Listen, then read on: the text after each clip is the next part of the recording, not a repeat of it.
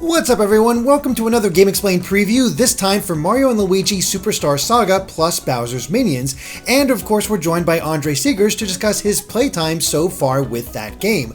As well, we got it in today and he spent quite a few hours. So, Andre, how is it going so far? How is, I think, your favorite of the Mario & Luigi games, or is that Bowser's Inside Story? They're close, I will admit they're close. The original probably is still my favorite. And I kind of burned down the series since after Bowser's Inside Story, so I haven't really played too much of the other ones, but I tried to. I'm like, I can't do this anymore. So I was really curious to see what it would be like to go back to the original game, or a remake of the original game, I should say, and see if it holds up. And I played the game for, I'd say, about 3 to 4 hours today, and then after that, it went back to the original 3DS version, and I wanted to see how it compared. And in some ways, it was kind of surprising to me. Like, in a lot of ways, it's the same game, and in some smaller ways, they've added and improved a lot of things. So yeah, I'm actually having a really good time so far. Like, I'm a little bit disappointed, in fact, that I had to send it to you earlier because you're doing the review, but I'm the one doing the preview coverage because it came in and the embargo for that is, well, when this video is going up. So we didn't have time to have you do it. So. Exactly, because we got that physical version, so it's not like you can send it out to me and have me have a preview ready right away, so exactly. You had to take care of that aspect. But that's kind of cool because you all get a little bit of sense of what the game's all about. Yeah, I mean, as I said, you know, I played the original, I enjoyed that a lot, so I was hoping that this one would hold up, and so far it does. So, tell me about it. Like, it starts up the same way, the story is the same, or has there been enhancements to that as well? Okay, right. So the fundamentals are still basically the same. The story and setup is the same, the story beats are the same, the dialogue appears to be mostly identical, and the world design itself, again, is very similar to the original game. But within those parameters, pretty much everything has been tweaked or improved to some degree. Like, every asset, such as the sprite work, backgrounds, and music have all been completely redone. And then there are also some small gameplay changes here and there as well, which do impact how you play the game.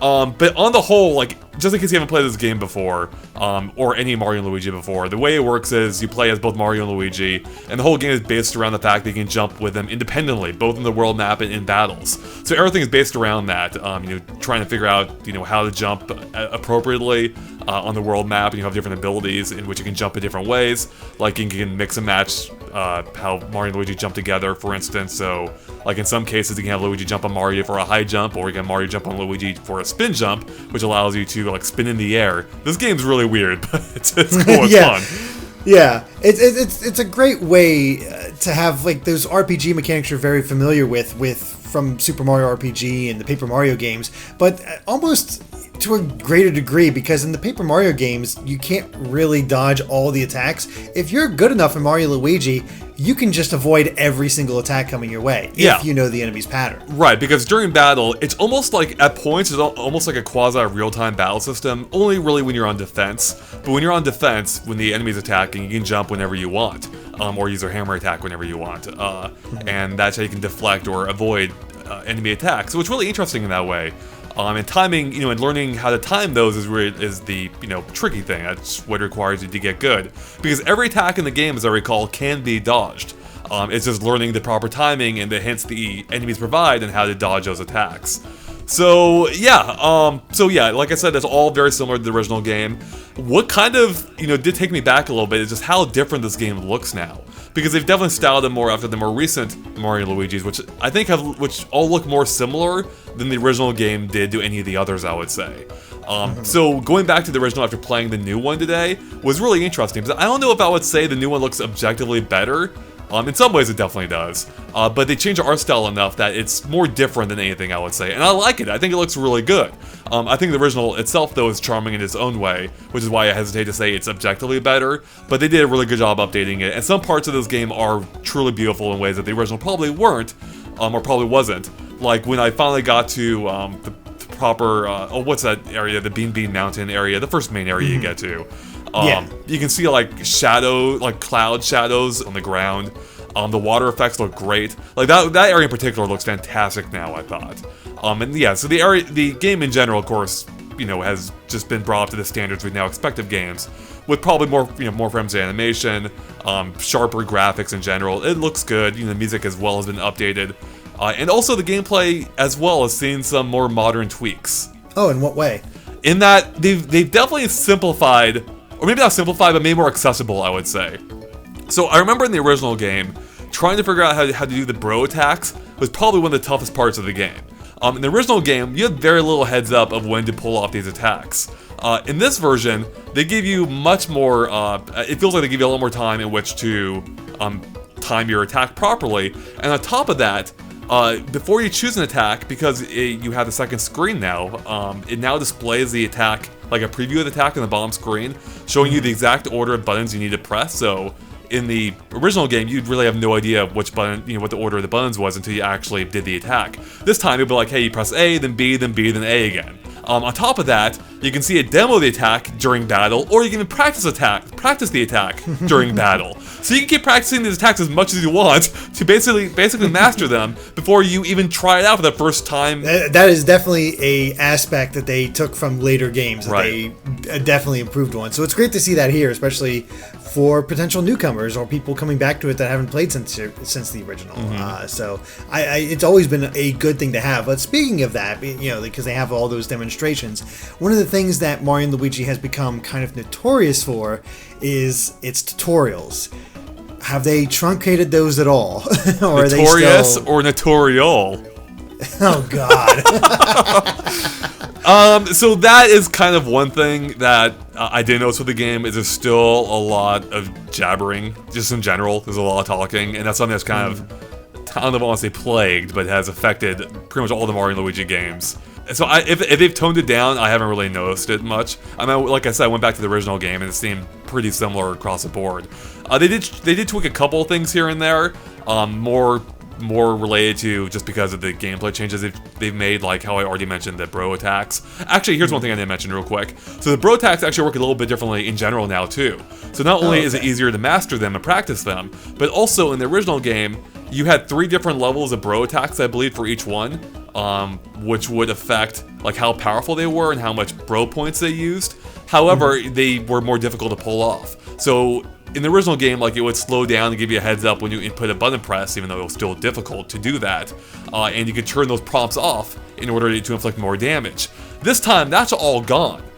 Instead, every attack by default feels like the easiest version of the attack from the original, but now there's an even easier version of the attack, I believe, which uses more bro points, so you can't do as many of those attacks if you keep using them over and over.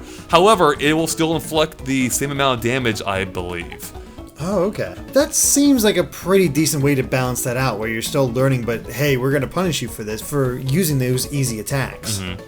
Yeah, exactly. So I think it works pretty well. The thing is, I'm not quite sure how it affects the overall difficulty. I've only played a few hours, and I would say so far, it does seem like the game's a little bit on the easier end compared to the original, just from the way they streamlined it.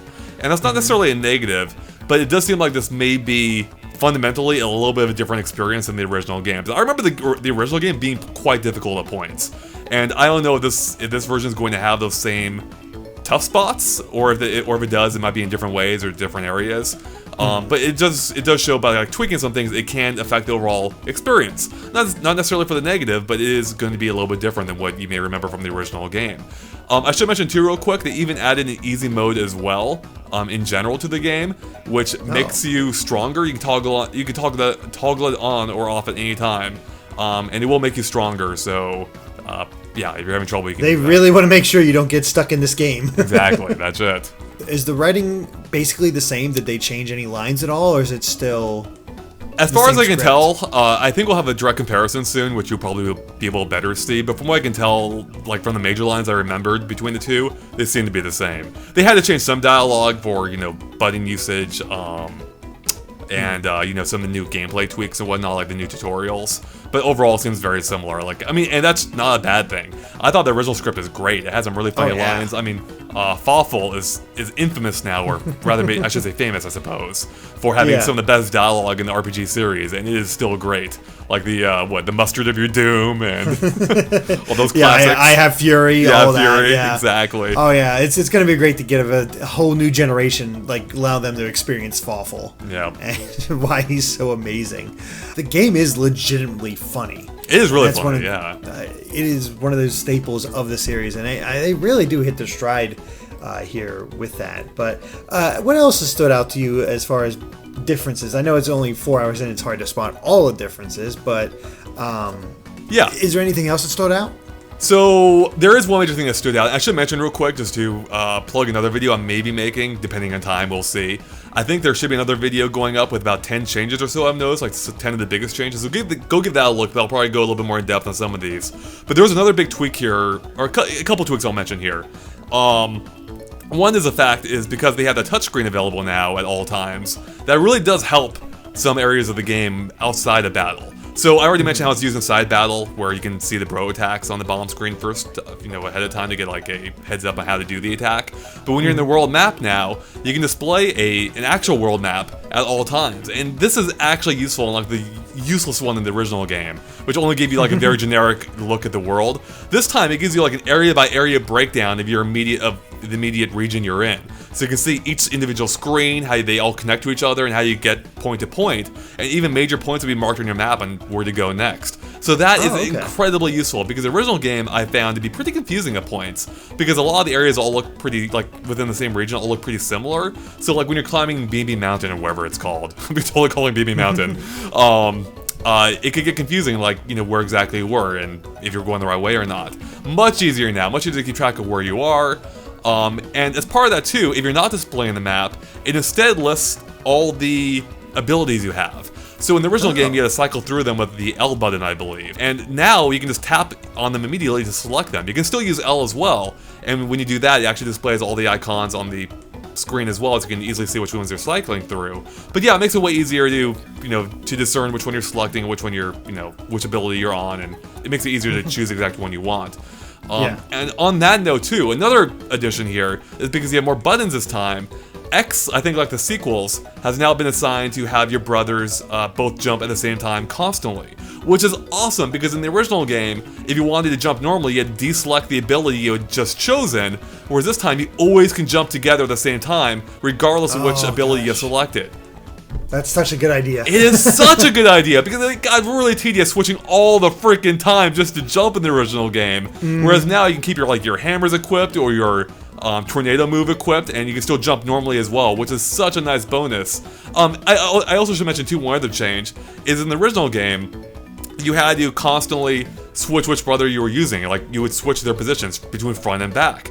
Now that's all gone. That's all handled dependent on which move you select. So if a move requires Luigi to be in the front, it'll take care of it by itself. And the buttons that you use to jump with both brothers always stay the same and don't switch like they did in the original game, which is really confusing because the buttons will always be the same in combat for Mario and Luigi, whereas they may not be in the overworld. But now it's all consistent and it makes a lot more sense. There does seem to be just some general, take a look at what might not have aged so well in the original and just fix it up. And that's the sense I'm getting so far just listening to you talk about your time so far. I'm excited to play. I can't wait to check this out myself, because I'm always down for a good Mario and Luigi game, and I did enjoy Dream Team, even though it did, I will admit, it did drag a little bit towards the final half. But yeah, it's great to see them learn from what they've done with the other games since then and apply that to this to just make it updated and work well. You can still have fun with the original Superstar Saga, but it does show its age as a Game Boy Advance title, and they have all these advancements that they've learned since those games, and especially with Bowser's Inside Story and Dream Team and Paper Jam. You will say what you will about the quality, at least they did find ways to make the experience slightly better and more user-friendly as time went on. So yeah, I'm excited to try this out again and just go back to the original, because I just remember so many good times playing it late at night and just exploring and having a real good time with it. Yeah, like I said before, I really enjoyed the original, and I'm having no trouble going right back into it now with the remake. I'm having a really good time. I wish I could keep playing it, and it's reminded me of what I liked about the original that I felt some of the sequels kind of missed. There was just something like a certain charm to the original that really I felt only Bowser's Inside Story truly captured again. And so it's awesome to be able to go back with these enhancements. Seemingly, I haven't fully beat the games. I can't say definitively this is the best version, but so far it seems like the changes they made are really good. It definitely has, definitely made it more modern, more accessible to most people, especially if you're coming off the more recent Mario and Luigi's. Like, if you've never played the original, only played the sequels, you'll feel right at home in this game, I feel like. Whereas going back to the original after playing the sequels could be a little bit tough if you never played the original first. That does make sense. I just thought of something. I'm very curious.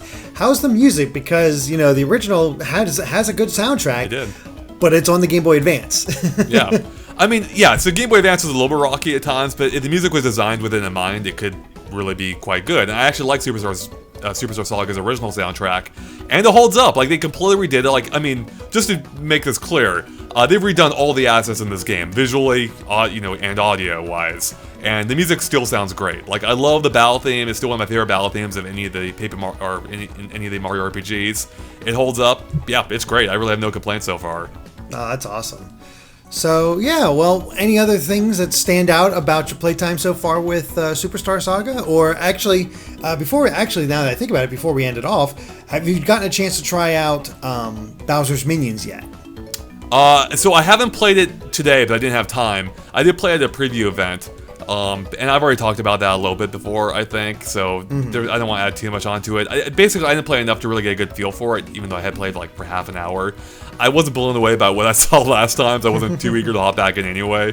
I will say one thing, though, is that they actually do tie Bowser's Minions into the main game, at least in some small degree. Because at one point, just recently, before I sent it to you, I came across a Goomba, and he ran off, and the game's like, hey, you want to go check out Bowser's Minions to find out more about a Goomba, just click the button that's accessible now at all times on the main menu, so... on the main menu. Or no, I'm sorry, from the in-game menu, so you can check it, you can hop right on in. Oh, here's another change, too. You can save it any time now, by the way, so... Oh, okay, that's really cool. So you can save it and then switch over if you want to see what they've been up to. Huh, I might actually have to take advantage of that, just to see what they've been up to. Maybe they'll have certain points where, this happened, or maybe I clear out this area and you can see what they do in that area. I'm not quite sure what the best way to go back and forth between those two modes are. Yeah, you got me. I think they do exist mostly independently, but it is cool that whole mode takes place within this one, like within this, within the story or the context of Superstar Saga, so... Yeah, it's like, hey, this is what these guys have been up to since you've been saving the world and all that. Exactly. So, yeah, well, any final thoughts on Mario Luigi Superstar Saga? It seems promising so far. Like I said, I like the original. The remake more than holds up so far, and based on what I've seen, like it seems like a really well done remake. Like they didn't seem to half-ass anything here. It seems pretty competent. But again, there's only based on a few hours, and these games are tend to be on the longer side, being RPGs. So we'll see how it fully holds up, I guess, in your review. Alright, well I think that covers it for our Mario and Luigi preview, so thank you for watching, and if you like this video, be sure to like us on Facebook and Twitter at GameXplain, and of course make sure to subscribe to GameXplain for more on Mario and other things gaming as well. Until next time, bye.